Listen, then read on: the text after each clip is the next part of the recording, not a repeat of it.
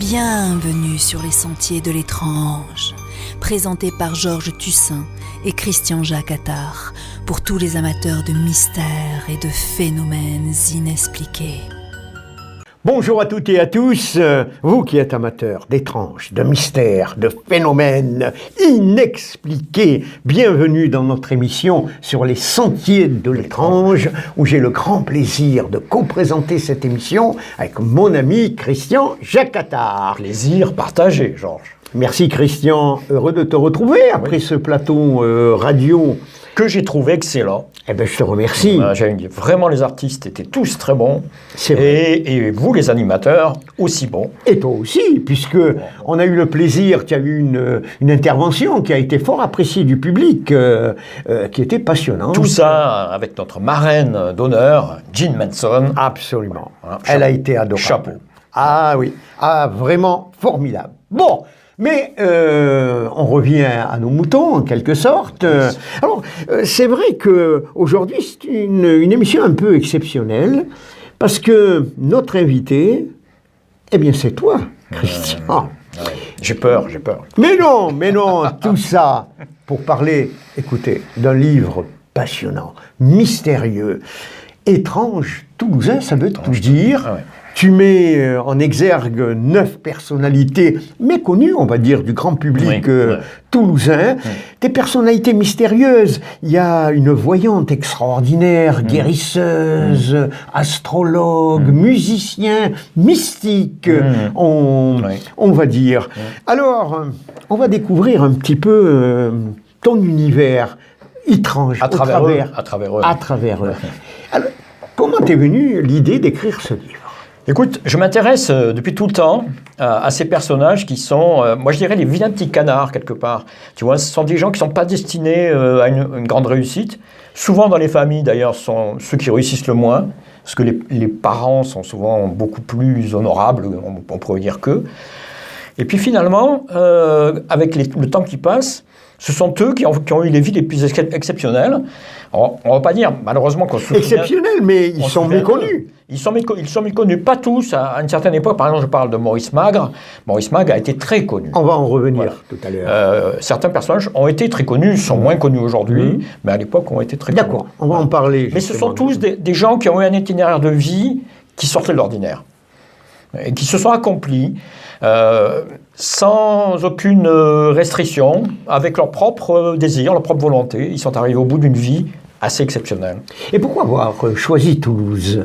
Parce que c'est une capitale de l'étrange ? Oui, Toulouse a toujours été un creuset de l'étrange, on peut dire, puisque c'est à Toulouse que sont créés ou recréés des mouvements, on va dire, discrets ou secrets, notamment en franc-maçonnerie, les Rose-Croix aussi, on a parlé de la Rose-Croix, on va en parler avec la Passe, la Rose-Croix de Toulouse. Toulouse est connue aussi pour être une ville qui a laissé de nombreux témoignages dans la pierre. Moi, j'ai fait un livre sur l'hôtel de Pierre, par exemple, qui ont trait à l'alchimie, ou qui ont trait au mystère, ou à la Renaissance, et avec toute... Donc il y a une tradition ésotérique. Oui, tout à fait. Oui. Ça, c'est très étrange, là. Comment as-tu sélectionné ces 9 personnages ? Alors, par leur étrangeté, justement. C'est-à-dire que j'en connaissais beaucoup. Je ne peux pas dire que je connaissais les 9, mais j'en connaissais beaucoup. J'avais déjà fait des études sur peut-être un peu plus courtes. Mais c'est leur étrangeté qui m'a intéressé. Justement, c'est pour ça que ça s'appelle l'étrange toulousain. C'est-à-dire que j'ai toujours cherché, comme je l'ai dit, des itinéraires vraiment atypiques. Et c'est ça qui m'a permis de sélectionner plutôt ces 9-là que d'autres. Parce qu'il y en a beaucoup d'autres. Voilà, bien sûr. J'allais te poser cette question. Mais ce sont vraiment, on va dire, le top du top. Le top du top. Oui, justement, on va en découvrir quelques-uns. Oui, volontiers. Et place aux dames. Place aux dames, allez. On va parler d'abord de Anne Osmond, dite Tante Anne. Oui. Alors, qui est réellement cette dame de l'occultisme ? Alors, Anne Osmond est née dans une famille toulousaine qui avait des ancêtres qui étaient les marquis d'Osmond. Donc, ce qui est étrange aussi dans ce livre, c'est que j'ai découvert des parallèles. C'est-à-dire que certains personnages avaient des points communs. On verra qu'Anne Osmond, par exemple, avec les Osmond, a un point commun, avec la Passe, par exemple. Et donc Anne Osmond, elle descend de ces marquis d'Osmond, qui étaient des ambassadeurs, Et c'est une jeune femme tout à fait réservée, timide, qui fait des études dans une école privée, qui est une bonne étudiante, mais elle a une grand-mère qui s'intéresse à tout ce qui est ésotérique, qui s'intéresse à tout ce qui est magique, et donc qui va la former, qui va lui dire « Toi, tu as quelque chose en toi, et je vais t'initier ». Et donc, c'est par cette grand-mère qui connaissait des gitans aussi. Hein. On sait que la tradition gitane est très forte. Au niveau des tarots, de l'occultisme. Tout à fait. Et donc, c'est quelque chose qui passionnait déjà toute petite cette Anne Osmond. Elle se forme avec sa grand-mère, mais elle se forme toute seule aussi. C'est-à-dire qu'elle va commencer à apprendre le latin et l'hébreu. Oui. Donc, c'est vraiment un caractère, on peut dire. Hein. Même si elle est une grande personnalité. Voilà, très réservée. Malheureusement, on va la marier à 17 ans. Et on va la marier, comme ça se faisait souvent à l'époque, à un homme qu'elle n'aime pas vraiment et dont elle divorcera 10 ans après. Mais là, alors, c'est aussi un point commun avec tous mes personnages, c'est que la plupart, Toulouse ne leur suffit pas. Si leur formation se fait à Toulouse, ils savent très bien que s'ils veulent faire quelque chose de leur vie, c'est à Paris, c'est dans le Cénacle. Ils ont émigré ailleurs. C'est dans le Cénacle des écrivains. Les hautes sphères, hautes personnalités. Toulouse était trop petit pour beaucoup de ces personnages-là, malheureusement. Et donc, oui, mais c'était qu'une voyante au départ. Même pas. Parce qu'elle n'a pas commencé comme ça. En fait, au tout départ, elle était plutôt journaliste. Donc elle est montée à Paris et tout de suite elle a essayé d'intégrer 2-3 journaux. Ça marchait très bien, c'était une excellente journaliste, elle avait une bonne culture de fond. Donc peut-être avec l'aide de proches qui l'ont conseillé. Et elle a commencé comme ça. Mais elle a été initiée au départ, tu me disais. Oui, tout à fait. Voilà. Donc elle était sensibilisée aux arts divinatoires. Oui. Mais d'ailleurs, elle fonde à Paris avec Colette, la célèbre écrivain. Ah oui. Tout de suite. Un des premiers journaux, un tout premier journaux féministe. Il était composé que de femmes, donc ce journal. Et oui, en dehors de ça, on commence à la connaître aussi parce que elle tire les cartes, elle a des capacités de voyance et peut-être aussi une grande psychologue, je présume. Peut-être aussi. Mais donc les gens viennent la voir pour ça. Ils commencent à venir la voir chez elle pour qu'elle leur décrive quel pourrait être leur avenir avec l'astrologie, avec le tirage des cartes, etc., etc. Donc elle a eu de nombreuses personnalités influentes qui l'ont consultée. Oui. Et d'ailleurs, elle a eu des relations avec des personnalités influentes comme Laurent Taillade.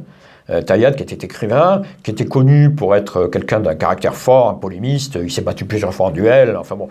Donc ces gens-là l'ont quand même aidé aussi à arriver à sa renommée parisienne. Bien sûr. Parce qu'il y a quand même une différence, des voyantes, cartomanciennes, etc. Il y en avait des tas. Il y en avait des tas à l'époque. Elle avait en plus que c'était une intellectuelle et que à Paris, elle était connue aussi pour donner des conférences, par exemple. Elle donnait des conférences sur toutes sortes de sujets.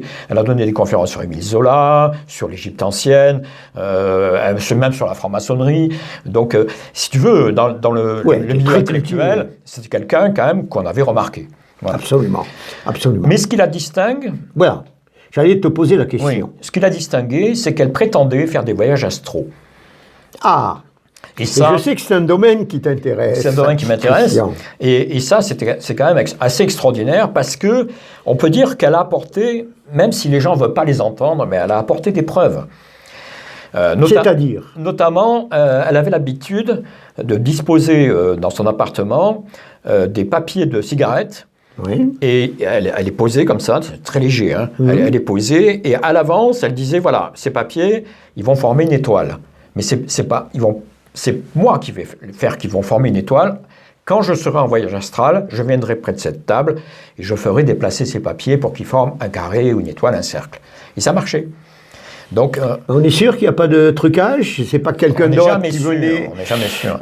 Il y a une autre anecdote, c'est qu'elle a une amie en Turquie qui lui dit, voilà, mon mari est très malade. Est-ce que vous pourriez venir à distance, en voyage astral? Est-ce que vous pourriez venir le soigner? Et elle dit, je vais essayer. Et donc, une nuit, elle va se reposer, elle s'endort, bon, et puis elle part en voyage astral. Et donc, elle va vers la Turquie, encore astral. Et là, Elle dit à son ami, écoute, j'ai fait ce que j'ai pu pour soigner ton mari. Tout ça, c'est par écriture, hein, parce qu'il n'y avait pas de téléphone, il n'y avait pas Bien sûr. Voilà, on était au début du XXe siècle, et c'était difficile. Et elle dit, seulement il y a un problème, c'est que je ne suis pas sûr d'être arrivé chez toi, en Turquie, et vraiment d'avoir pu faire ce que j'ai fait, parce que j'ai vu une statue. J'ai vu une statue dans une rue, et je sais qu'en Turquie, enfin, je sais que les musulmans ne construisent pas de statue parce que c'est interdit dans leur religion. Oui. Voilà, elle écrit tout ça. Et son ami lui répond, il lui dit, non seulement tu as guéri mon mari de manière exceptionnelle, mais en plus, la statue que tu as vue existe bien, c'est la statue d'Atatürk. Mais là, c'est une preuve quand même... Voilà. Et donc, effectivement, c'est... oui, indiscutable. Voilà. Indiscutable. Pour moi, indiscutable. Ah ben oui, absolument. Oui. Ah oui, personnage très intéressant à ce sujet. Oui. Oui. Et maintenant, si tu permets, tu avais déjà abordé en début d'émission Maurice Magre, auteur de La clé des choses cachées. Entre autres. Alors, oui. Est-ce qu'on peut dire que Maurice Magre était le fil conducteur un petit peu de ton ouvrage? Je sais pas. C'est vrai qu'on le retrouve, enfin bon, pas parce que j'ai 3 ou 4 personnages qui sont plutôt des personnages du passé, du grand passé, du 15e ou du 16e siècle. Mais Maurice Magre, oui, c'est presque un fil conducteur parce qu'on le retrouve dans les... D'ailleurs, par exemple, Magre et Anosmos se connaissaient. Voilà. Ils étaient païs, comme on disait. C'est-à-dire qu'ils venaient de Toulouse. C'est-à-dire, oui. Quand on dit « je suis païs », ça veut dire... De mon pays. Voilà, je suis de mon pays. Absolument. Beau du con. Voilà. Magre était d'ailleurs connu pour son accent toulousain. Oui. Il était petit, très brun, et donc, bon, on le reconnaissait facilement, bon, à son accent. Et d'ailleurs, il en joue... C'était un peu le Claude Nougaro. Oui. Magre, alors lui, il avait des parents à Toulouse, qui étaient des petits bourgeois toulousains. Hein, bon, un père quand même qui a réussi, puisqu'il a fini presque... Non, il a fini sous-préfet, donc voilà, bon, une bonne réussite. Et puis, les fils Magre, ils étaient 2 formés au droit. Alors, formés au droit, à Toulouse, la faculté de droit, elle est très connue. Donc, voilà, ils se sont formés là. Magre est né rue du Thor, 42 rue du Thor, tu vois. Donc, oui, effectivement, au cœur de pas Toulouse. Plus toulousain que lui, mais complètement. Et puis, à Toulouse, et ça, c'est un autre fil commun dans les personnages que j'ai décrits. Il y a quand même un véritable fil commun. Hein. C'est la poésie. Parce que les Toulousains, quand même, sont poètes. C'est pas pour rien que c'est à Toulouse qu'ont été créés les Jeux Floraux, hein, l'académie, la plus vieille académie de France, si ce n'est du monde, presque. Ce sont les Jeux Floraux, l'académie de poésie. Totalement. Et donc, pratiquement tous les personnages que je décris ont un lien, un petit lien avec cette académie, ou quelquefois un grand lien avec l'académie des Jeux Floraux, parce qu'ils ont tous plus ou moins été poètes, et que c'était un grand honneur à l'époque de faire partie de cette académie.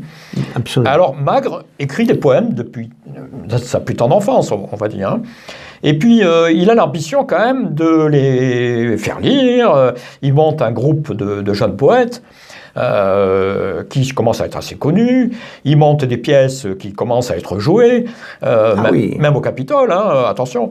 Et donc, bon, voilà, ça marche bien, quoi. C'est ce qu'il appelle son cercle, non? Oui. Cercle de poètes. C'est ça, oui. Ou peut-être d'initiés, non? Non, pas. Ça reste au stade de poète. Pas encore. Là, ce n'est qu'un écrivain, qu'un poète, de grand talent quand même, hein, de grand talent. Et donc, lui aussi, il dit, voilà, il commence à écrire à des Parisiens, à des poètes parisiens, des auteurs parisiens, des auteurs célèbres à l'époque qu'on ne connaît plus du tout aujourd'hui. Hein, parce qu'attention, il n'y a pas que ces personnages-là qu'on a oubliés. Il y a de très grands personnages de cette époque qui étaient excessivement lus, qu'on ne connaît plus du tout aujourd'hui. Et oui, j'allais te poser cette question. Non, est-ce qu'on retrouve ces œuvres de qui, à Magre? Oui. Magre, oui. Même il est plus tellement lu aujourd'hui, hein, il ne faut pas se le cacher. Donc Magre dit, si je veux continuer ma carrière, c'est pas à Toulouse, parce que là, à Toulouse, j'en ai presque fait le tour. C'est comme Tante Anne qui est partie sur Paris. Et voilà, on monte à Paris, comme on dit ici. Avec un petit subside que lui donne son père. Oui. Il s'installe dans un quartier pouilleux, on peut dire, hein, pas mal de prostitution, enfin, tu sais, même un petit appartement, bon. Oui, mais pas on visualise parfaitement. Il commence à aller voir 3-4 personnes qu'il connaît pour se faire un peu appuyer, mais qui lui disent, bon, écoute, t'es gentil, mais bon, tu sais, ici, c'est difficile, hein, bon, il vaut mieux peut-être que tu retournes à Toulouse, tu vois. Oui. Bon, comme beaucoup d'artistes, même actuellement. C'est les grandes illusions, quoi. Hein. Bon, oui. Voilà. Et puis il écrit. Il continue à écrire. Et là, eh ben, écoute, il écrit un recueil de poèmes qui rencontre un immense succès. Voilà. Qui fait le buzz, comme on dit. Qui fait le buzz. Alors, c'est très étonnant parce qu'il se fait publier par Fasquelle, qui était un éditeur quand même qui avait pignon sur rue, qui s'intéresse donc à sa poésie. Et là, du jour au lendemain, il est très connu. Très, très connu. C'est-à-dire qu'on le joue partout. Les grands acteurs, Sarah Bernard, tous ces gens-là, veulent dire ce texte. Et oui, et pourtant, tu dis, méconnu quand même du grand public toulousain. Oui, mais à Paris, c'est un coup de peau, en fait. Hein. C'est pas un coup de peau, c'est du talent. C'est du talent, mais c'est la chance... du talent qui a été reconnu. Si tu veux, c'est la chance que ce grand éditeur l'ait accepté. Et là, c'est un éditeur qui vendait très bien ses livres, et tout d'un coup, il est très connu. Mais très connu, c'est pas pour autant qu'il gagne bien sa vie. Parce que quand même, c'est dur, hein, vivre à Paris, c'est pas évident. Et puis... il va arriver par les femmes. Il faut le dire quand même. Il va arriver par les femmes parce que c'est un séducteur. D'accord. Alors qu'il est arrivé très timide. Hein. Très timide, vraiment. Je pense qu'il osait aborder une jeune fille, il n'aurait pas osé l'aborder. Ouais. Il a des amis qui le poussent, qui l'amènent dans des fêtes, qui l'amènent dans des fêtes d'étudiants, etc. Donc il a été pris dans un rythme. Oui, et puis il a eu des premiers succès, il s'est rendu compte qu'il plaisait, c'était un beau brun, avec de très beaux yeux noirs. Un latino. Oui, il était assez bien habillé, malgré le fait qu'il n'était pas très riche. Il a eu ce premier succès qui quand même l'a fait énormément connaître. Et puis il est devenu un séducteur compulsif, on pourrait dire. Mais, et là, il est tombé dans une espèce d'érotomanie, c'est-à-dire qu'il est devenu quelqu'un d'assez abject finalement. Quand tu lis certains de ses textes, et quand tu vois ce qu'a été sa vie à cette époque-là, c'était un consommateur sans amour, mais vraiment pour le sexe. Vraiment, voilà. Une espèce d'obsédé sexuel, il faut bien le dire. Premier gros écueil pour cet homme qui finalement... Mais il n'y avait pas les scandales comme aujourd'hui, à l'époque. Attends, il a eu sa part de scandale. Il a eu sa part, même à l'époque. Un peu plus tard. D'accord. Et donc, les femmes, et les femmes qui l'aident quand même, il a du talent. Oui, voilà. Certes. Mais bon, il a certaines maîtresses qui elles-mêmes, tu sais à l'époque, c'était des petites danseuses, des femmes de revue. Elles avaient 2-3 amants, et en général un amant au moins très riche. Donc, l'amant d'une lui sert à monter ses pièces, à financer ses pièces. C'est toujours pareil. Les connaissances, les relations. Exactement. Et c'est un milieu particulier. Premier écueil, les femmes, mais dont il sait profiter. Deuxième gros écueil, la drogue. C'est-à-dire qu'il tombe dans l'opium. Et là, on peut dire que toutes les grandes vedettes de l'époque, tous les artistes s'adonnaient quelque part à des drogues, à la cocaïne, etc. Peut-être pas la cocaïne, mais à l'opium en tout cas déjà. Oui, à l'époque, il n'y avait pas trop la cocaïne. Non. En tout cas, Malraux, par exemple. André Malraux, ministre. Clara Malraux, sa femme. Cocteau. Modigliani, enfin tous ces gens-là, alcool et drogue. Donc les fumeries d'opium tournaient à plein régime à l'époque. Lui, Magre, on disait qu'il fumait, il était capable de fumer 7-8 pipes d'opium dans la journée, tu vois. Donc, opiumane. À éviter quand même. Opiumane. Alors... Sherlock Holmes. Oui. Qui est renommé pour l'époque. Il faisait des petites piqûres. Oui, exactement. Oui, ce qui était un scandale. Et totalement. Mais là encore, déjà, ça lui permet de séduire énormément, parce que c'est une espèce de piège dans lequel il attire des jeunes filles. Comme toute drogue aussi. Voilà, il attire des jeunes femmes en leur disant je vais vous faire connaître ce que c'est que l'opium. Et donc, il se crée une petite fumerie personnelle, tu vois. Et en même temps, il continue à courir après le succès, et là... On peut dire que c'est sa sale période, parce qu'il écrit toute une série de romans qui tournent autour de la luxure, tu vois, la luxure de Grenade, très érotique. Voilà, très érotique, ce qui plaisait. Hein. À la limite du porno d'aujourd'hui. Non, pas vraiment, mais bon, érotique. Érotique, voilà. on va dire. Donc, Comment séduire les femmes. Il écrit un livre qui s'appelle Comment séduire les femmes. Oui. Tu vois, bon, tu dis, mais ça marche. Quand même, hein. Il vend suffisamment pour... Bon, il a changé de train de vie, il a sa petite maison particulière, voilà, et surtout... Il est beaucoup plus à l'aise. Surtout, il fait un mariage. Un mariage qui n'est pas d'amour, je vais quand même le dire, mais un mariage de fortune, quoi. C'est-à-dire qu'il épouse quelqu'un qui est richissime. C'est la fille d'un banquier. Hein, donc voilà, là, il est tranquille.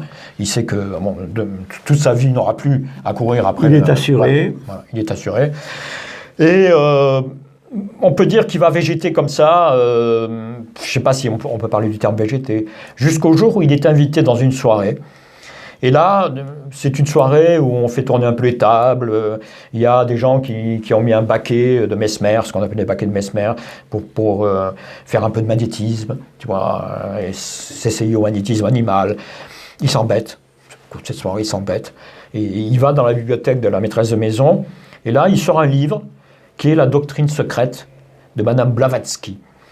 Et Doctrine secrète, qui est une somme immense, qui raconte l'histoire de l'humanité à travers une vision assez ésotérique, hein, assez mystérieuse. Il l'a interpellé, donc. Oui, il se plonge là-dedans, et Blavatsky avait créé la théosophie, ce qu'on appelle la théosophie de l'étude de Dieu, avec le colonel Olcott, et ça le passionne.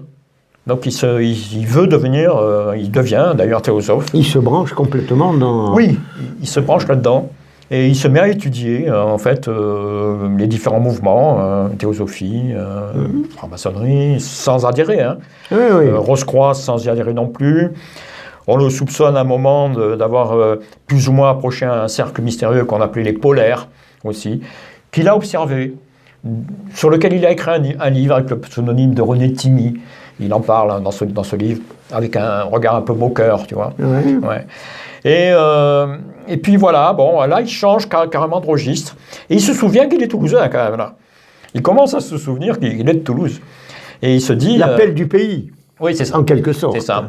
Et il revient au pays, peut-être avec d'ailleurs des personnages qu'il a rencontrés chez les polaires, cette fameuse secte des polaires, parce que ces polaires s'intéressent énormément au Graal.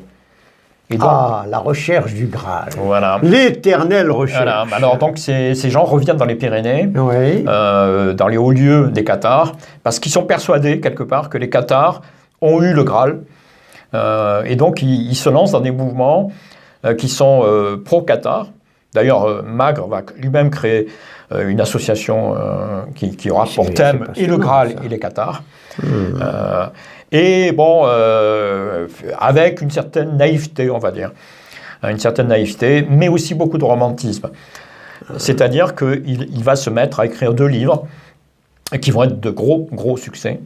Alors là, ça change complètement. Oui. Entre les romans érotiques et maintenant initiatiques. Oui. Ce sont des romans initiatiques. Et il va pratiquement n'écrire que ça, que des livres ayant trait au mystère. Donc il va écrire un livre qui va traiter des Cathares.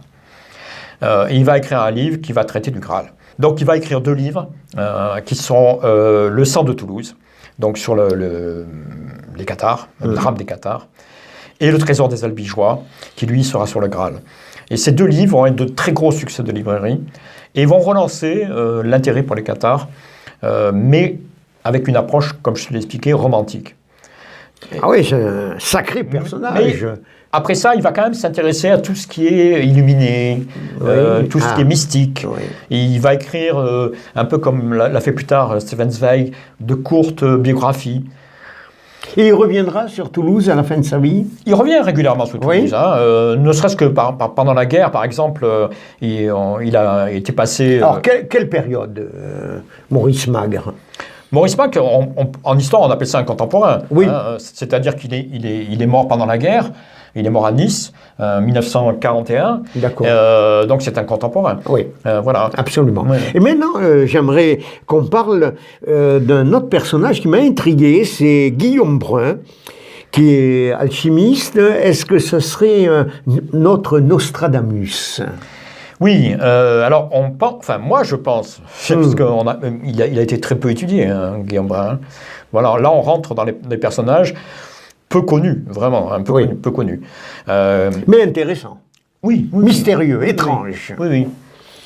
Alors, un peu qui est-il réellement, ce Guillaume Brun? Alors, c'est quelqu'un qui est issu d'une famille de magistrats toulousains.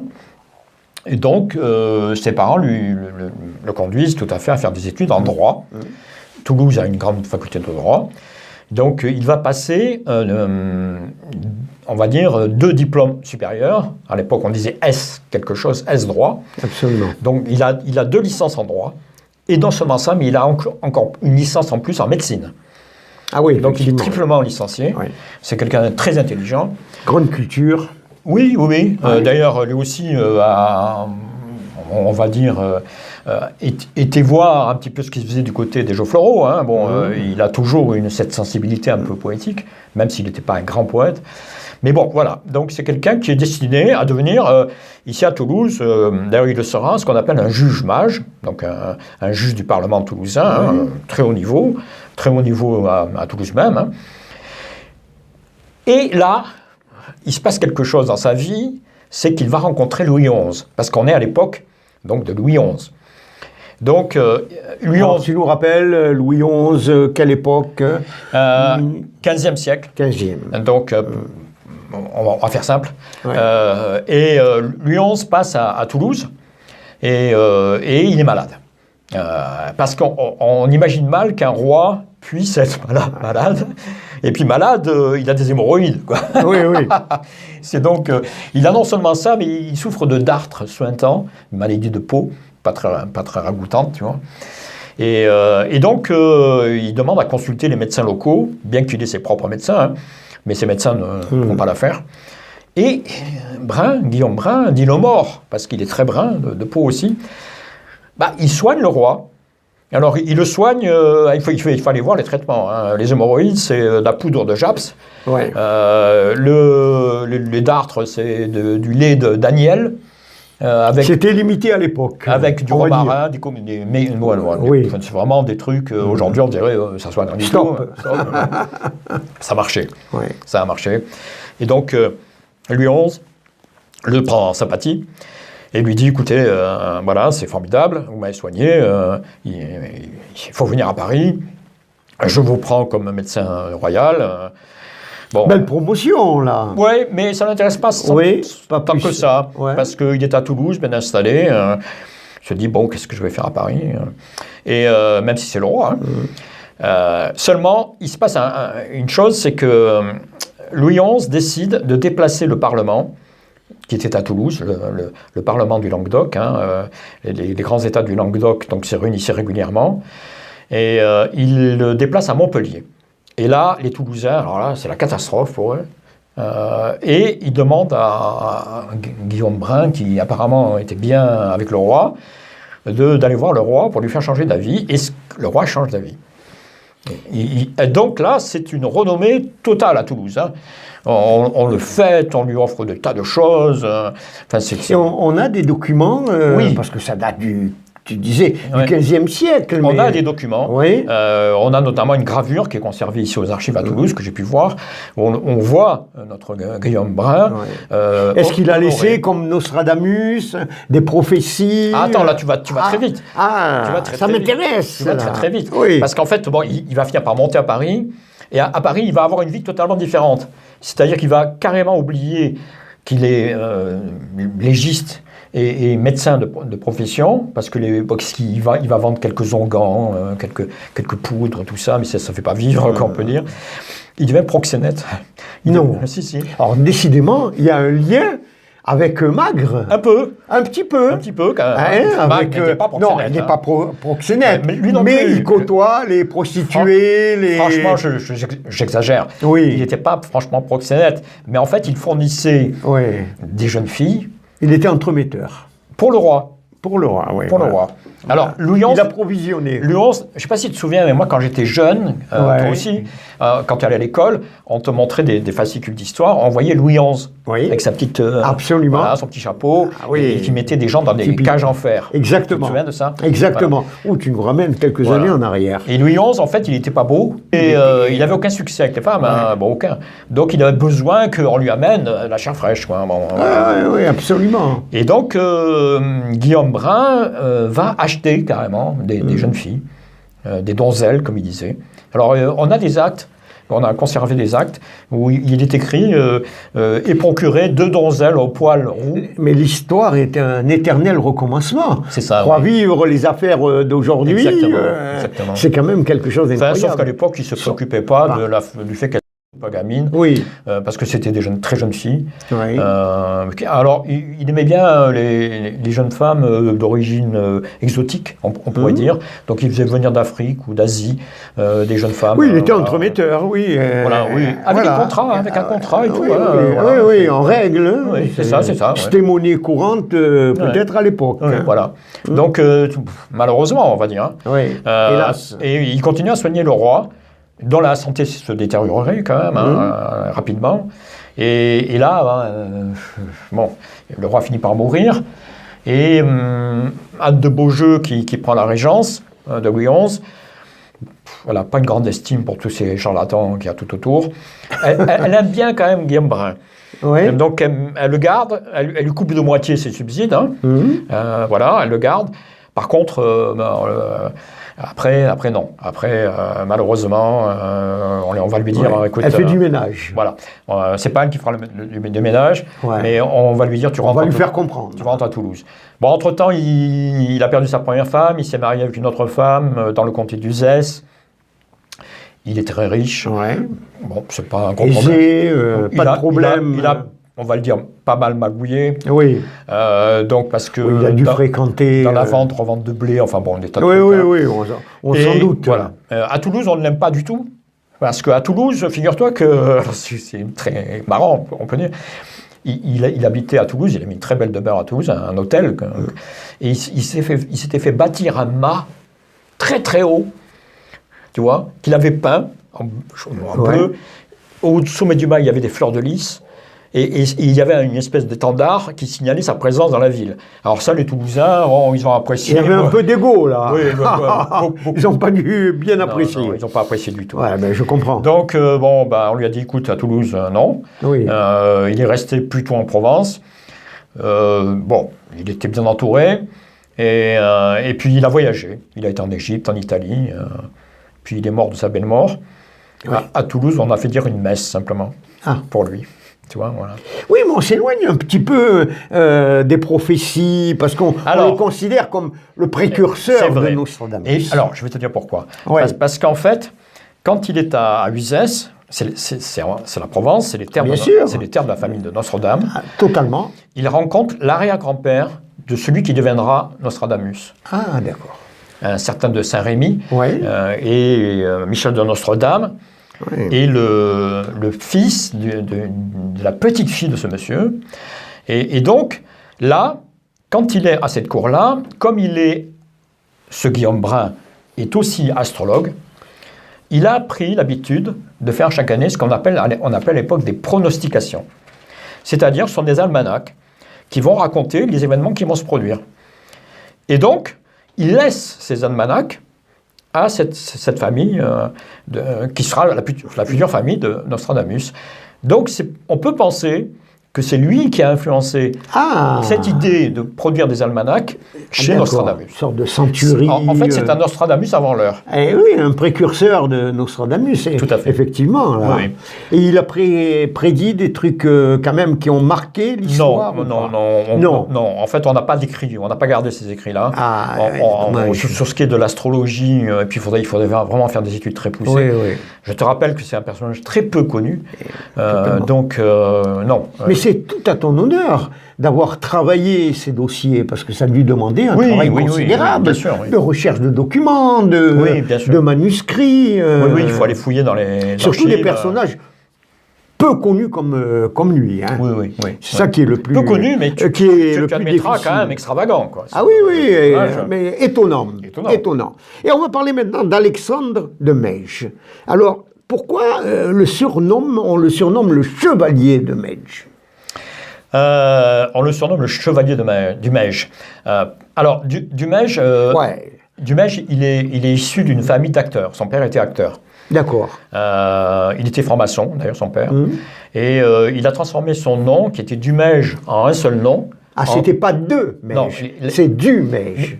Donc, il n'y a pas de... Il jouait des rôles, si tu veux, de vieux nobles. Ah, d'accord. Alors, il s'est dit quand même, il vaut mieux que ça soit du Maige que du Maige. On ne peut pas lui reprocher, voilà. là. Bon, il a un peu triché. D'accord, on a compris la subtilité. C'est ça. Et, alors, raconte-nous tout. Et son fils, donc, lui, on ne sait pas grand-chose de lui non plus, bizarrement. Un mystificateur, quand même. Non. Alors, déjà, ses études, il y a des doutes. Alors, bon, pourquoi il est connu à Toulouse ? Sans être reconnu, on pourrait dire connu sans être reconnu, parce que c'est quelqu'un qui s'est intéressé à l'archéologie et qui a énormément rassemblé. A été sensibilisé par le patrimoine toulousain, en quelque sorte. Mais pas que toulousain, de toute la région du Sud-Ouest. De toute la région. Très tôt, parce que son père déjà était quelqu'un qui s'intéressait à ça. C'était un numismate, il collectionnait des petites pièces anciennes, et il était archéologue. Donc c'est lui qui commençait à fouiller les villas romaines, par exemple. Bon, on connaît bien des villas romaines dans la région, Martre, Tolosanne, etc. Donc il fouillait tout ça, et il a mis son fils avec lui. Et son fils s'est passionné très tôt pour tout ça. Et donc il a fait des études, alors on ne sait pas trop lesquelles, certains disent qu'il n'en a pas fait du tout, d'autres... Moi je pense qu'il a quand même fait des études ici, pour tout ce qui concerne les beaux-arts, le dessin, le génie, parce qu'il était un excellent dessinateur, et on a gardé des dessins de lui, qui sont vraiment des reproductions très étonnantes. D'ailleurs, on peut les comparer parce qu'on a gardé les monuments. Par exemple, il a dessiné les vitraux de la cathédrale d'Auch, qu'on peut comparer à ces dessins. Bon, c'est parfait. Magnifique. C'est parfait, c'est magnifique. Donc, on ne peut pas dire qu'il n'ait pas une formation. C'est probable qu'il a une formation. On voit le côté artiste, mais créatif. Mais on le considère aussi, j'ai l'impression, comme un visionnaire. Pour quelle raison ? Parce que ça a été le premier, ici, en tout cas dans la région sud-ouest, à dire on ne peut pas laisser à l'abandon des tas d'objets comme ça, de sculptures. C'est pas possible. Il voyait ça se détruire. Il voyait des tas de monuments précieux se détruire. Et il y a des gens achetaient des monastères entiers pour les démantibuler et prendre les sculptures et les représentations, les amener aux USA, par exemple, tu vois. Ou alors, dans les villages, on a vu ça à Rennes-le-Château, par exemple. À Rennes-le-Château, l'abbé Saunière découvre une plaque sur laquelle il y a 2 chevaliers, une plaque qui doit dater probablement du 9e, 10e siècle. Et il la retourne, il la met carrément dehors à la pluie, quoi. Alors que c'est un objet exceptionnel. Et ça du Maige, je ne peux pas l'accepter. Donc il très sensibilisé à l'art et au patrimoine. Tout à fait. Il commence à faire le tour de la région en disant, ça non, je ne peux pas. Hein, il faut absolument les sauvegarder, les ramener à Toulouse et en faire un musée, quoi. On va mettre ça dans un musée. Alors, Mais est-ce qu'il a créé lui-même un musée à Toulouse ? Oui, on peut dire que oui, parce que il a commencé à rassembler tout ça, à l'époque c'était aux Cordeliers, et après aux Augustins, et on sait ce que sont devenus les Augustins, c'est le premier musée toulousain, et, notamment le musée lapidaire toulousain, et c'est grâce à du Maige. Il faut quand même le reconnaître. Alors, on précise quelle période du Maige ? Du Maige, c'est 19e siècle. Donc, assez proche. Oui, assez proche, effectivement. Proche. Voilà. Alors, écoute, on va passer d'un faux noble à un vrai noble, peut-être. Et on va parler le vicomte de La Passe. Oui, alors après du Maige, on n'a quand même pas dit qu'il a été aussi un fervent de tout ce qui était ésotérique, mouvement discret. Il a été créateur de loges de franc-maçonnerie. On retrouve souvent la franc-maçonnerie quand même. Oui, on a dit en introduction de cette émission, Toulouse est une ville franc-maçonne. Très sensible à tout ça. Ouais, absolument. Oui, La Passe. Donc, revenons donc à De La Passe. Alors lui, c'était un véritable noble. Un véritable noble, mais de très haute noblesse. Alors là, ça n'a rien à voir avec du Maige. Les familles de La Passe, ce sont des gens qui ont, par tradition, sont des ambassadeurs. qui sont liés, on l'a dit tout à l'heure, à un osmond, puisqu'ils ont dans leur parentèle des osmonds. Oui. C'est de la passe, tout de suite, c'est les aristocrates de la région, hautes études, destiné lui, comme ses ancêtres, à devenir ambassadeur, même s'il a un petit écart, il est à un moment militaire, mais il ne reste pas longtemps militaire. Et il est devenu ambassadeur. Il devient secrétaire d'ambassade. Ouais. Il est nommé... auprès de qui qui l'a nommé Qui l'a nommé, il s'est fait recommander, bien sûr. Oui. Il s'est fait recommander par son ancêtre, par son parent. Quelle période, on le situe de la passe? Il est contemporain de Dumège. D'accord. Donc, il connaît Dumège, d'ailleurs. Oui. Puisqu'ils se sont retrouvés tous les deux dans des cercles d'archéologie. Pas au début, parce que la passe ne s'intéresse pas à l'archéologie au début. Mais il est nommé notamment à Naples, il est nommé à Vienne, il fait un certain nombre d'ambassades. Ça l'ennuie un peu. On ne peut pas dire qu'il s'éclate là-dedans. Il se marie. Malheureusement, il perd sa femme, qui lui donne naissance à une petite fille, mais il la perd au cours de l'accouchement. Et ça, c'est le grand drame de sa vie. Il a du mal à s'en remettre. Et donc, il est à Naples, il est nommé à Naples pour se distraire. Et c'est là qu'il commence à s'intéresser lui aussi à l'archéologie, à Naples. Et donc, à Naples, il ne fait pas que s'intéresser à l'archéologie parce qu'il rencontre un personnage assez mystérieux qu'on appelle le prince de Balbiani, qui a connu Cagliostro, qui a connu Joseph Balsamo, donc un personnage assez trouble, Balsamo, qui s'intéresse à l'alchimie. D'ailleurs, il lui montre, à un moment, il discute avec Lapace, il lui montre une petite fiole, il lui dit, vous voyez ceci, c'est la pierre philosophale. Donc avec ça, c'est un élixir de longue vie. Il y a une petite fiole avec un petit cristal dedans. Et donc là, ça l'intrigue quand même Lapace, énormément. Et il demande comment on peut se former à tout ça. En même temps, il souhaiterait réorienter. Depuis le décès de sa femme, en fait, la diplomatie ne l'intéresse plus vraiment. Il voudrait être médecin. Il voudrait soigner les autres. Voilà. Et donc, Balbiani va l'orienter. Il va le présenter à des tas d'amis. Et il va lui dire, voilà, il va falloir que vous étudiez énormément. Et il le présente à des bénédictins qui, à l'époque, avaient d'immenses bibliothèques. Alors, notamment la bibliothèque du Monte Cassino. 100 000 ouvrages, tu vois, 100 000 ouvrages. Oui, c'est des bibliothèques immenses. Donc là, il est aux anges, c'est le paradis pour lui, il se met à farfouiller là-dedans. Et puis, et là encore, c'est un autre point commun avec mes personnages, c'est qu'il va passer par la Sicile. D'ailleurs, Dumège aussi est passé par la Sicile, puisque son père, à un moment, était en Sicile.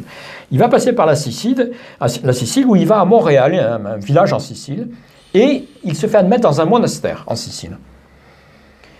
Qu'est-ce qui se passe dans ce monastère? Qu'est-ce que les gens y font? Il est intrigué par la longue vie des moines dans ce monastère. Il fait même des statistiques. Il prend tous les noms des moines et il met leurs âges, etc. Et comment ils vivent, qu'est-ce qu'ils font. Fait une enquête poussée, très poussée. Et il va retourner plusieurs fois chez ces moines de Sicile, tu vois. Une retraite, en fin de compte aussi. Très étonnant. Une sorte de retraite. Très étonnant parce que, par exemple, Balsamo, donc Cagliostro, on sait qu'il vient de Sicile. Il est passé par la Sicile. Voilà. Et là, il rentre en France et il décide de faire des études de médecine. Et il va s'installer à Toulouse cette fois-ci, alors lui carrément, comme médecin. Mais comme médecin un peu particulier. C'est-à-dire que déjà, les indigents, ils ne paient pas. Et puis, il a ses propres remèdes. Alors ça ne plaît pas à Toulouse non plus, parce que les vrais médecins toulousains, tu dis, qu'est-ce que c'est que ce type et puis c'est un extravagant, en fait. Il est habillé avec une grande redingote, il a un énorme grand chapeau, il pratique une sorte de respiration où il expire violemment, tu vois, il a des... un personnage il a des attitudes assez étranges. Typiques. Mais en même temps, ça marche, en fait, il guérit. Il guérit des gens que la médecine traditionnelle ne guérissait pas, quoi. Il va perdre malheureusement sa fille. Lui vivra assez vieux. Sa mère va mourir à près de 100 ans. Effectivement. Oui. Et lui aussi va s'intéresser à l'alchimie. forcément. Passage obligé. Passage obligé. Complètement. Et surtout, on le soupçonne d'être le créateur de la Rose-Croix de Toulouse. C'est-à-dire que même si on n'a pas vraiment la preuve de ça, beaucoup de pistes nous ramènent à lui. Quand on dit il y a une recréation d'un ancien mouvement qui est né dans les pays de l'Est, notamment en Allemagne, on pense qu'il a réintroduit la Rose-Croix à Toulouse. Et qu'il va créer un centre de Rose-Croix, rosicrucien à Toulouse, avec notamment un de ses disciples qui paraîtrait être un certain Firmin Boisson. On doit retrouver des archives, je suppose, non, à ce niveau. Très peu, non, parce que en fait, c'est des suppositions. On sait qu'un tel est un de ses parents, donc il est très probable que lui-même s'intéressant à la Rose-Croix. Bon, c'est par recoupement plutôt que par preuve. Il n'y a pas de preuve. Il n'y a pas d'archives. Non, il n'y a pas d'archives. Ce sont des mouvements très, très discrets. Et pourtant, on parle souvent d'une expression intrigante, le mystique de la science, concernant la passe. À cause de ça. À cause de ça, parce qu'on savait qu'il s'intéressait énormément à l'alchimie. On savait qu'il prétendait avoir des élixirs, pas de longue vie, parce que c'est impossible. Même les véritables alchimistes savent très bien que ça n'existe pas. Mais oui, il essayait de concilier la foi, l'ésotérisme, la science. Tout à fait. Voilà. Et puis, il y a des signes, si tu veux. Les Rose-Croix, par exemple, la Rose-Croix traditionnelle de la création de la Rose-Croix, il se devait de soigner les autres, de passer en faisant le bien. Donc, de soigner les autres gratuitement. Et c'est ce qu'a fait pratiquement tout le temps... à son honneur. Absolument. Notre vicomte. Alors, il y a un autre personnage que je présume tient bien, c'est Victor, Louis-Julien Fumet. Oui. Fumet, c'est un personnage aussi intrigant, extraordinaire. Musicien de l'âme, on va dire. Tout à fait, c'est ça. Voilà. Quelques mots sur lui, parce que décidément, l'heure tourne, et d'autres personnages, oui, absolument. Alors, Victor Fumet, c'est un jeune homme qui a des visions depuis tout petit. Alors, là aussi, c'est quasiment un contemporain. Ce sont des gens qui sont quasiment à la même époque. Fumet, c'est quelqu'un qui, tout petit, voit un bouc lumineux dans sa chambre. Voilà. Ça lui fait très peur. Et un jour, il arrive même à attraper la barbichette du bouc. Et il dit, je le tiens. Et ses parents sont effrayés. Oui. À tel point, un délire, on ne sait pas. Une hallucination. Non, je pense qu'il était médium. Je pense qu'il voyait des choses que d'autres ne voyaient pas. Ses parents veulent le faire exorciser. Oui. Ils y renoncent finalement. Mais donc, petit, il a des visions. Voilà, c'est quelqu'un qui déjà est assez exceptionnel. Et puis surtout, il va perdre sa mère très jeune. Et il va compenser cette perte en se passionnant pour la musique. Mais pas n'importe quelle musique. Musique un peu spirituelle. Pas encore. Musique classique, on va dire. Classique, si on veut. Et donc, c'est un excellent musicien. Il fait l'école de musique de Toulouse. Et à 16 ans, il est diplômé. Il a le plus haut diplôme de l'école de musique. Ce qui lui vaut d'obtenir une bourse du Conservatoire de musique de Paris. Puisque Toulouse dépendait de Paris, au niveau du conservatoire. Donc là, on lui dit, écoute, jeune homme, il faut que tu montes à Paris et tu vas étudier au conservatoire. Et donc la ville de Toulouse lui donne une bourse et pour qu'il s'installe à Paris. 16 ans, il prend le train et il monte à Paris. Et là, il a comme maître César Franck, qui était un des plus grands musiciens du conservatoire de son époque. Ouais. Et il a comme condisciples des gens comme Éric Satie, comme Camille Saint-Saëns, enfin des plus grands musiciens de l'époque. Et il est reconnu lui-même comme étant un excellent compositeur, un excellent organiste, si ce n'est parmi les meilleurs. Donc la vie est toute tracée pour lui. Il va devenir un grand musicien, un grand compositeur. Sauf que c'est quelqu'un de très curieux et il va se passionner pour l'anarchie. Et là, on rentre dans un autre domaine. Complètement. C'est la grande époque de Louise Michel. C'est pas encore la grande époque, si tu veux, de l'anarchie violente. Oui. Parce que les anarchistes... Il en était précurseur. Les anarchistes ont commencé par être des anarchistes de théorie, on va dire, avant de devenir des anarchistes de pratique. Parce que pratique violente. C'est bombe, dynamite. mais que ça commence. Des terroristes actuels, en quelque sorte. Oui, enfin, au départ, ils s'attaquent au commissariat de police, ils s'attaquent au calvaire, ils font sauter un calvaire, ils font sauter la maison du curé, enfin bon, tu vois, c'est ni Dieu ni maître. Oui, donc, voilà, tout ce qui est religion, tout ce qui est... Bon, le problème, c'est que ça le passionne, il est journaliste dans 2 journaux anarchistes, et puis on lui donne le surnom de Dynamite. Alors, si tu vas voir la fiche Wikipédia, on te dit c'est parce qu'il est dynamique. Ah oui, mais c'est pas ça du tout. Pour moi, c'est pas ça du tout. Oui. C'est parce qu'il transportait de la dynamite et qu'il a dû en faire péter quelques-uns. Ouais. Et ça, malheureusement, ça se sait. Ça se sait à Toulouse. À Toulouse, on dit... Donc, il est beaucoup moins apprécié. Toulouse, là, on lui dit, bon... Calme-toi. Non, déjà, tu n'auras plus un sou. C'est fini. Hein. Les subventions fini. Son propre père le renie complètement. Je ne te connais plus, tu ne reviens plus ici. Fini. Il se retrouve à Paris sans un sou. Et là, heureusement, il trouve un poste comme chef d'orchestre au cabaret du Chat Noir. Ah, tiens, je l'ai déjà entendu, ça. Eh oui, le cabaret du Chat Noir. Le Chat Noir. Alors, le Chat Noir, il y a eu des tas de théories, notamment sur ce chat. Oui. Pourquoi le chat? Oui, pourquoi le chat? Parce que le chat, il y a un... Parce qu'on dit le chat noir porte malheur. Oui. En fait, il y a un universitaire toulousain qui a étudié la figure du chat. Et le chat était le symbole des anarchistes. Et donc, le Chat Noir était aussi un lieu où les anarchistes se retrouvaient. C'est pour ça qu'il est rentré au Chat Noir. Hein. Et il devient chef d'orchestre. Bon, il gagne sa vie. Pas beaucoup, mais il gagne bien ça. Enfin, il gagne sa vie correctement. Jusqu'au jour où il y a un type qui est un peu plus aviné que les autres et qui lui demande de jouer une bêtise quelconque. Et il dit non, ça suffit, il y en a marre. Hein. Bon, il renonce. Il donne son poste à Satie. Et lui... On ne sait pas trop ce qui s'est passé à l'époque. Probablement une histoire d'amour qui a mal tourné, une aventure amoureuse qui a mal tourné. Au Chat Noir, il avait rencontré 2 alchimistes, qui étaient 2 Écossais, les frères MacNab. Et un des frères est un chimiste. Et là, fumer doit lui dérober des tas de produits, tu vois, avec lesquels il va essayer de se suicider. Malheureusement, heureusement, il ne réussit pas à se suicider. Il agonise, on entend ses râles et on le sauve. Et là, alors, peut-être qu'il a fait, tu sais, ces fameuses NDE. Expérience de mort imminente. C'est ça, peut-être. Sortie de corps. Sortie de corps, ce qui est probable, hein, parce qu'il était médium. Oui, il avait une sensibilité... très possible. Voilà. Quoi qu'il en soit, il change totalement de vie. C'est-à-dire qu'il s'intéresse... plus du tout, on va dire, à l'anarchie, et à ce côté un peu violent de l'anarchie, mais il va plutôt s'intéresser au mysticisme.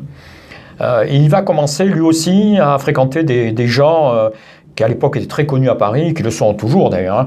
Des gens comme Hippolyte Rival, qui deviendra Allan Kardec, comme Papus, comme les frères Péladan, qu'on a déjà retrouvés, enfin des gens qui s'intéressent vraiment à l'ésotérisme, qui sont des créateurs aussi, qui vont créer les uns des mouvements des loges franc-maçonniques, les autres... Et on retrouve la franc-maçonnerie. Les autres des mouvements Rose-Croix. Le lien. Comme Péladan, qui va recréer la Rose-Croix, non pas toulousaine celle-là, mais bon, encore que son frère faisait partie probablement de la Rose-Croix toulousaine. Bon, il retrouve ce milieu-là, et il va s'intéresser à tout ça, avec la même conviction. Hein. C'est quelqu'un de très, quand même, une fois qu'il s'intéresse à quelque chose, il le fait à fond, tu vois, avec la même conviction, mais on va quand même constamment le ramener plutôt vers la religion, en lui faisant comprendre que, bon, il en fait un peu le tour de tout ça aussi, et donc là, il se remet à composer, et il se met à composer, et en même temps, il est journaliste, il écrit... pour des journaux consacrés à la musique ou consacrés à l'intellect, parce qu'il est aussi poète. Il écrit deux recueils de poésie, d'ailleurs, mystiques. Hein. Et c'est que sa composition est une composition d'ordre céleste, d'ordre mystique. Moi, je me suis fait venir bien sûr, quand j'ai écrit le livre, on trouve encore des CD parce qu'en fait, il a eu 2 fils et un petit-fils qui sont devenus musiciens. Ah, d'accord, qui ont repris... Oui. Son petit-fils est mort il n'y a pas longtemps, il y a 2 ans. Et qui ont ils sont attachés à publier l'œuvre perdurer de Victor Fumé. Ouais. Donc on trouve malheureusement peu de choses, un CD-ROM, un CD. Et donc on peut écouter sa musique. Et là, on a l'impression qu'on est vraiment au paradis.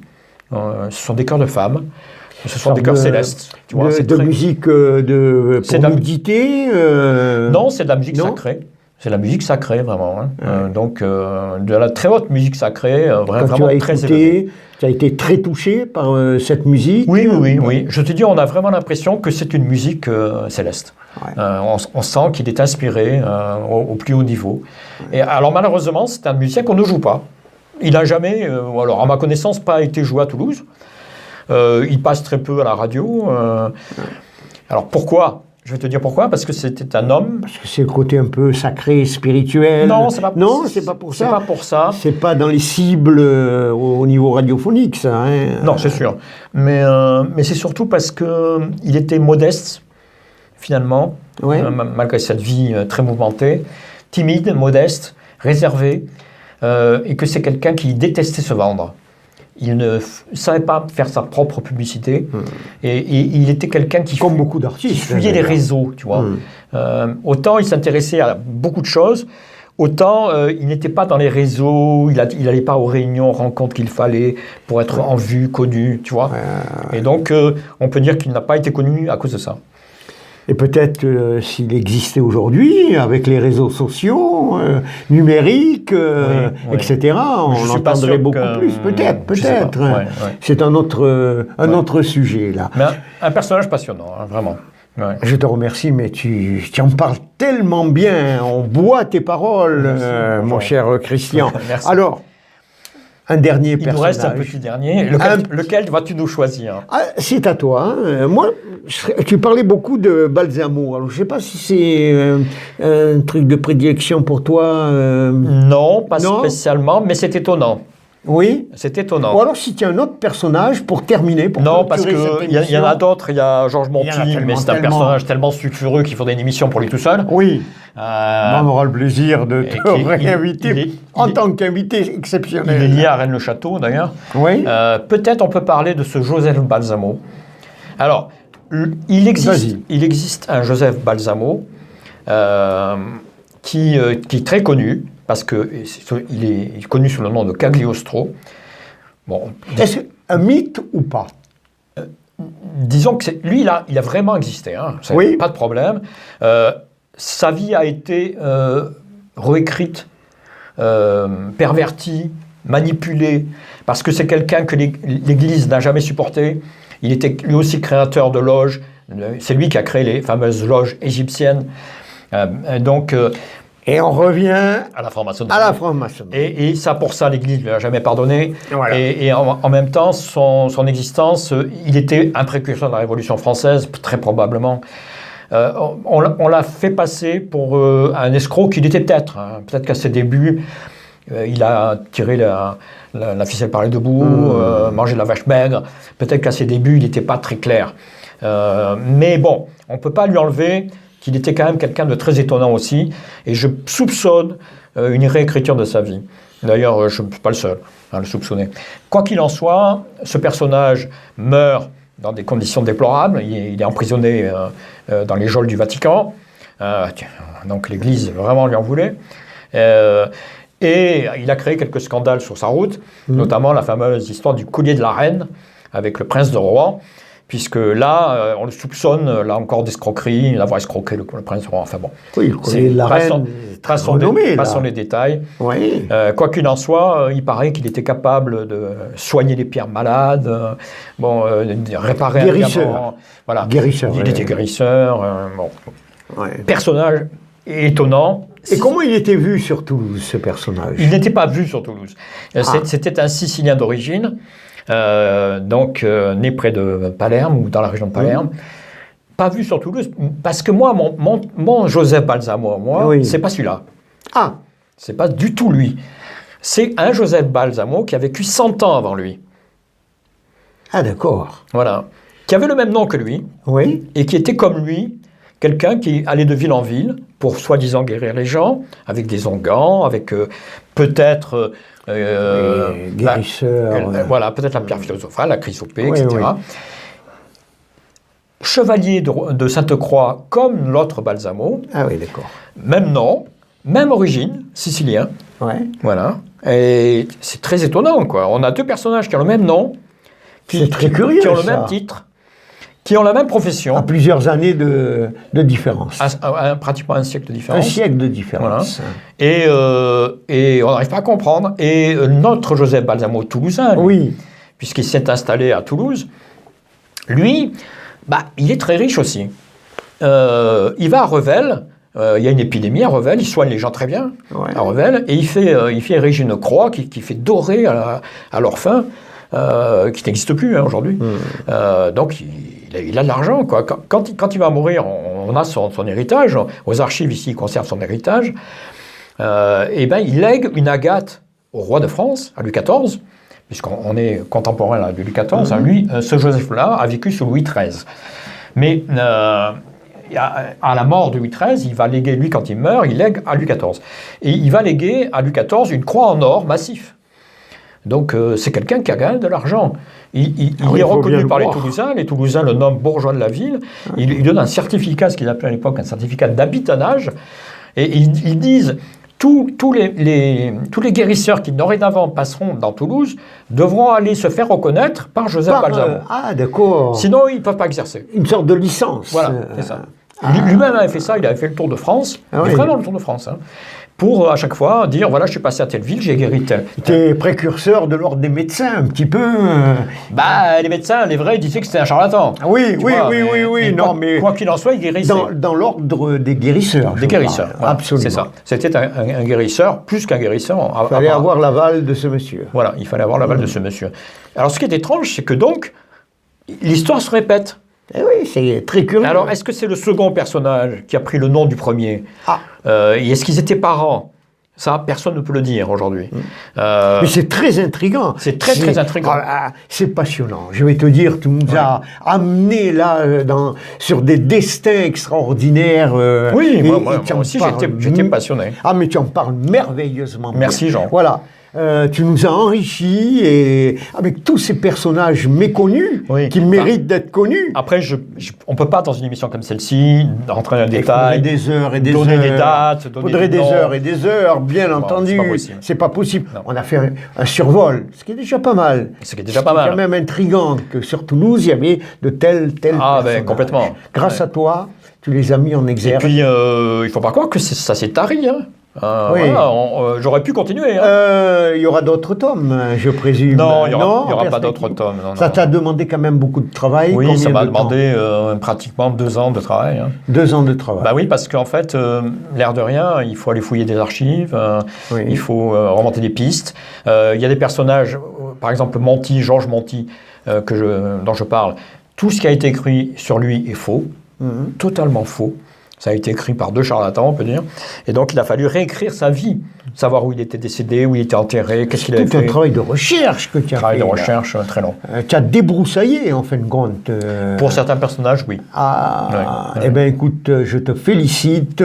N'hésitez pas, magnifique ouvrage, Étrange Toulousain, de Christian Jacques Attard. Merci. Et tu nous as fait l'honneur d'en parler, et ça a été vraiment superbe. Je te félicite, et je te remercie une fois de plus parce que tu nous as rappelé que l'histoire ne se limite pas aux grandes figures de l'histoire, mais elle se tisse aussi dans l'ombre de ses existences intéressantes, n'est-ce pas? C'est vrai. Voilà, merci pour ce voyage fascinant. Avec plaisir. On se retrouve pour une autre émission très prochainement pour les Sentiers de l'Étrange. Tu as une petite idée à ce sujet? J'aimerais bien qu'on parle de réincarnation. Réincarnation? Oui. Ça serait super intéressant, ça. Donc, ça ouvre les par hypnose. Tout à fait. C'est un sujet qu'on n'a pas tellement traité ici. On n'a pratiquement jamais traité. Oui. Ça sera la bonne occasion. Je pense qu'il y a la réincarnation. On aura peut-être thème sur les rêves prémonitoires. C'est ça aussi, oui. Et Oui. également. Et puis, Oui. nous allons recevoir dans quelques semaines aussi un personnage très intéressant pour tout ce qui est, on parle de trésors, de légendes. Exactement, oui, un grand spécialiste. Un grand spécialiste de la question. Notre ami Voilà. Axel, oui. Eh bien, de grands moments nous attendent. Merci à toi, merci à vous, auditeurs, internautes, de l'intérêt que vous portez à cette émission. On vous dit à très bientôt. En attendant, portez-vous bien. Bye bye. Bienvenue sur les sentiers de l'étrange, présenté par Georges Tussin et Christian-Jacques Attard, pour tous les amateurs de mystères et de phénomènes inexpliqués.